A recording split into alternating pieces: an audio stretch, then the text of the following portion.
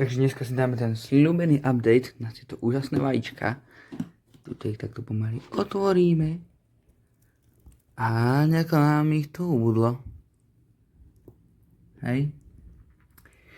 Ubudlo nám ich, pretože boli nejaké neoplodnené. Aj toto bude zlé, aj toto bude pravdepodobne zlé. Toto jedno je dobré, toto je dobré, aj tieto dve sú dobré. Dúfajme, že prežijú úplne, tieto ešte nechám chvíľu pre istotu. A vyzeralo to asi nejak takto. Hej, takže takto to vyzeralo. Preto museli ísť preč. Boli úplne také tvrdé. Bolo ich 5. A uvidíme, čo s týmito teda. Tieto dve sú dobré, tieto dve sú dobré a tieto tri ešte uvidíme. Takže budem vás budem dávať ďalšie updaty, že ako sa to vyvíja a môžete sa tešiť. Čaute.